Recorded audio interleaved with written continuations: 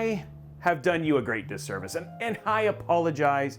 Please forgive me. I actually never reviewed the Fractal North, and it's been over 3 months since its release. But alas, that has changed, and it's time to right the wrong and make it better today.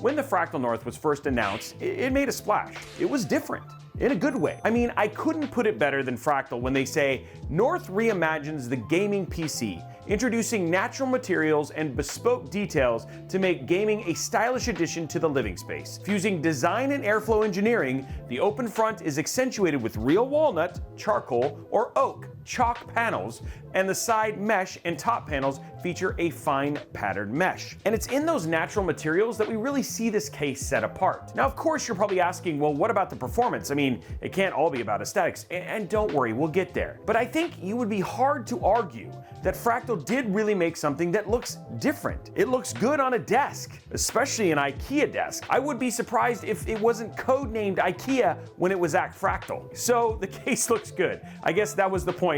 Let's come up with some of the other highlights of the case. So first off, the case has been flying off the shelves. It's been actually very hard to get a hold of one of these. And right now we're gonna kind of find out why. First and foremost, the high end doesn't necessarily mean high end price. It's actually only $129.99, and it's actually backed by Fractal's 2-year warranty. Now, when you approach building in this case, there are some things to consider. First thing is your options. You get chalk white, not just white, with real oak. Yes, this is real wood. And then you get charcoal black with real walnut panels for you Pottery Barn lovers or darker IKEA furniture lovers. Now, with both of these color options, you actually have the option of either tempered glass or a mesh side panel. First thing worth mentioning is that the case itself actually isn't terribly big.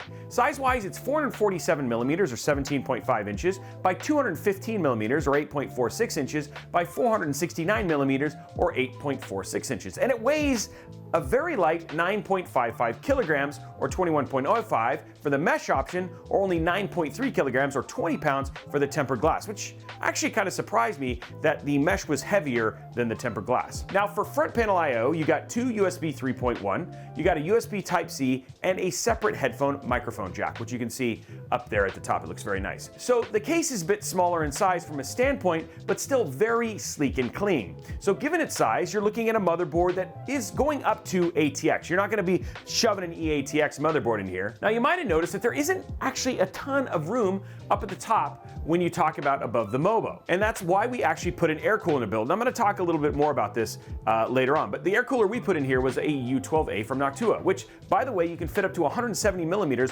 without the optional bracket, or 145 millimeters with the optional bracket. And I'm going to talk more about the bracket later, but it's something that can go on the side if you have the mesh panel. Now let's stick on the cooling track, because this case actually has some unique cooling options. For 120 millimeter fans, you can do 6 total, with 3 in the front, 2 in the top, and 1 in the rear. For 140 millimeter fans, you can actually do 4 total. You can do 2 in the front and 2 in the top. Unfortunately, the rear is only 120 millimeters.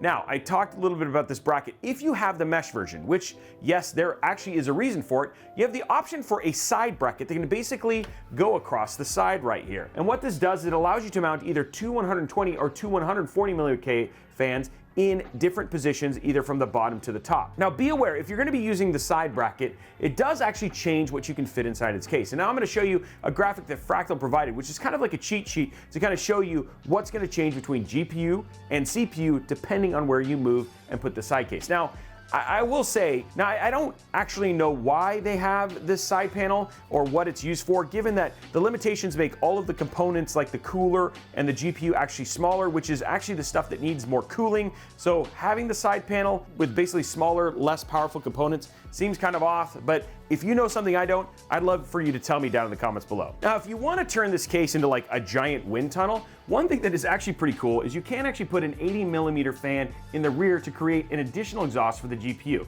Now, I know the folks over at Falcon Northwest are probably loving everyone copying that from their case on the Talon, which is actually sitting right back there. And you should check out the whole review on the Falcon Northwest PCs, because you think this engineering is cool, wait till you touch that case, and you can check out that video right here. GPU is kind of tricky because there's a lot of functionality and flexibility that exists within this case that actually change the measurements for what you can actually fit from a GPU standpoint. So off the bat, you're just going to air cool. You can do 355 millimeters in length for your GPU.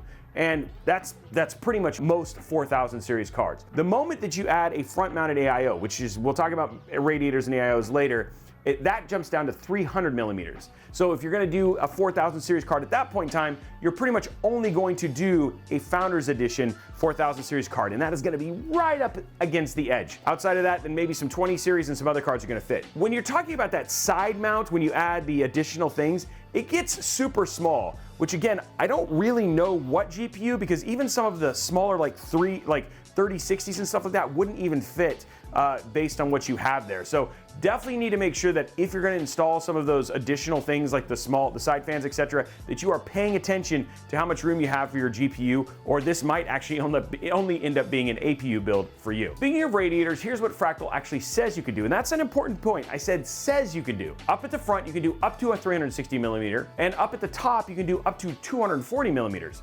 So top mounting an AIO in this case is gonna be, well, let's just be honest, not fun. I know you probably can't see it here, but right there at the top, there's a single hole, and it's in the back for putting in any cables. So let me just say, I don't think that they're expecting you to top mount. Frankly, I just feel like they're either A, expecting you to air cool, which I'll talk about how good that is, or potentially front mount a 360. Now, if you are going to top mount an AIO and you just want to put yourself through a bunch of pain, the one thing I will say is that not only are there just not a lot of cutouts, but you really have to be cognizant of your RAM clearance. So you aren't going to be putting Dominator Platinum in this case if you're going to top mount an AIO, but you could potentially do Vengeance or LPX, anything that's kind of low profile, even on the RGB side, because you're not gonna have a ton of clearance. Okay, well, Robey, what if I'm like a physical drive aficionado? I just want hard drives everywhere. Where can I put them in the Fractal North? Well, it's actually pretty simple. Not that it's going to make a great NAS case, but you could fit a fair amount. So you could do up to 4 2.5-inch SSDs, with 2 of them being on the back of the motherboard mount plate. And then of course you've got the combo HDD and SSD trays that also allow you to do 2 and 3.5-inch drives as well. Now the drive trays are removable, and the way they mount does leave room for cable management for your PSU, as long as you don't stack them. There is kind of your limit, but you can push them across, and I do like the flexibility you have in terms of where you want to mount drives. On the topic of PSU, you do actually have 255 millimeters of space for your PSU, which is actually a good size. And that's even 255 millimeters if you have a single drive tray installed for a 3.5-inch or 2.5-inch drive. But if you stack them, that number drops to like 155 millimeters, which is more like your G6 from EVGA, or maybe even one of the new Shift from Corsair, because they actually are plenty of width, and then that way you don't have to worry about having cables come out through the back. So just something to be aware of if you're like crazy physical storage guy. Okay, so the last thing I kind of want to talk about is, Fractal says it's got ample cable management room, and they say that because there's like this deeper area in the side to put things like your RGB pucks for Corsair or Lee controllers. But honestly, I gotta say, it's tight in the back. And the more stuff you kind of cram in this case, the harder the cable management's gonna be. This case is kind of built for minimalistic and clean, so it feels kind of counterintuitive to the design. If you were gonna go like cram like LC100s in here and RGB strips and strobe lights and whatever other RGB crazy just to make it like visible from the moon. But as cool as that is, and the potential for initiating first contact with aliens because of your RGB awesome, just know that you're gonna struggle in terms of finding room in that back area to manage all that stuff.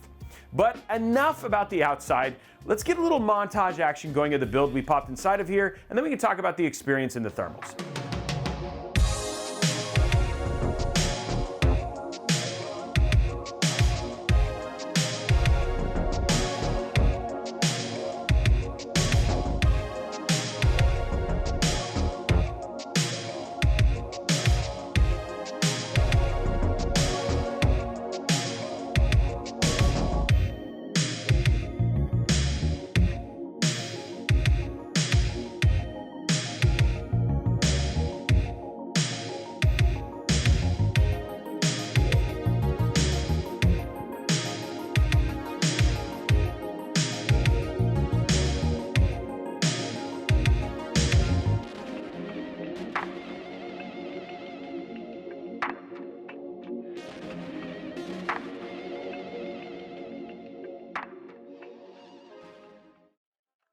Okay, so build experience in this case is actually pretty good. If you stick to what the case is good at. Front mount an AIO, no issue. Do an air cooler, yep, that works. Maybe add a few physical drives, pretty sure that's not a problem. But add a bunch of RGB and help fighter planes land during a potential world war? Good luck finding a cable management room. So top mount an AIO? I don't know, it's kind of like Fractal just wanted to kind of punch you in the face to help deter you, because there's no real good places to put cables for top mounted AIOs, and frankly, the clearance in the top is rather questionable. With the visual form factor we have here, it's like Fractal is trying to tell you the build it really wants inside of this case. And that's like for like a blacked out air cool or minimal RGB build, where the form and function is on the outside of the case and not the Luxor level of like RGB spotlight popping out of the tempered glass side panel of most content creators or gaming enthusiasts. Now, the addition of the side bracket, again, is nice, though I'm not entirely sure what the airflow is really helping there, given the reduction in cooler height and GPU size, which is more indicative of larger, more powerful high-end components that need better airflow. It just doesn't ring all that useful to me because you are super limited by the higher-end components because you can't put in big stuff. So I don't know how that's supposed to work. The only other thing worth noting besides this super quality, just like little things like this little leather on the back. I mean, that's crazy. And it's real leather, by the way. I chewed on it. I'm just kidding. I didn't really chew on it. But the other thing worth noting on the experience side is it's this little panel right here. It's like a solid side panel. I mean, it's cool looking and I do like the look. But you just need to remember, this is actually removable. And trying to put in like an AIO or like a larger GPU would be very hard, and I'm just trying to save you some pain. So just remember to take this off. It comes off with a little screw here at the top. But one place this case does excel, outside of the looks, is in its thermal performance. So we stacked this up against a number of newly released cases to see how well it performs. All of these have the exact same hardware inside of them to ensure that we're doing apples to apples comparisons, and they're using the stock fan configuration. So for AIO testing, which is the first round of tests I'm going to show you, we used a Core i7-12700K inside of an MSI MPG Z790 Carbon Wi-Fi, and we used a Deepcool LT720 AIO, and all of these configurations used an MSI RTX 4070 Ti Supreme to make sure that we basically fit. It had a big chunky card, so we can see what the thermals were like in that case. Oh, and by the way, for the case itself, we actually used the mesh side panel because we didn't actually have the tempered glass one at the time, but we are going to be doing some tempered glass stuff here later, and you can check out that build in the month of April. This is currently registering the lowest temperature under load,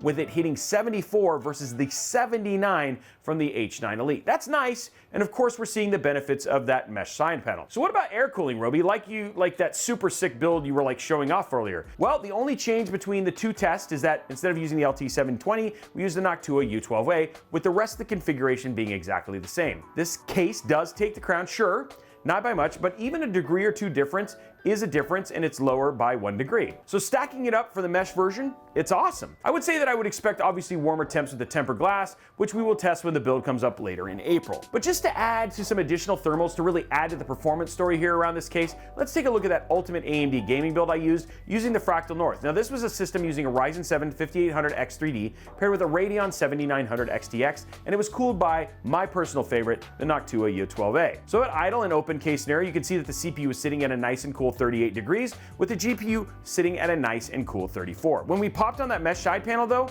things didn't jump much, with the CPU staying exactly the same and a single digit jump up to 35 for the GPU. Now under load, it's equally a good story, with temps at 77 in the open case and a very cool 59 for the GPU in the open case. Popping on the side panel again, you can see things jumping up 1 degree on the CPU to 78 and a 2 degree jump up to 61 for the GPU. Again, those super tight numbers between closed case and open case is a very good indication of how well airflow is working in a case like this, and those temps are absolutely awesome. And then if you want to see the full build and check that whole thing out and actually even follow along, you can actually watch the full live stream on that right here. It was an awesome build, very easy to do, and it's a great first build and not even all that costly. The Fractal North fills a nice hole in the PC case market. It's a refined, minimalistic look that only looks good, but you know what? It also performs.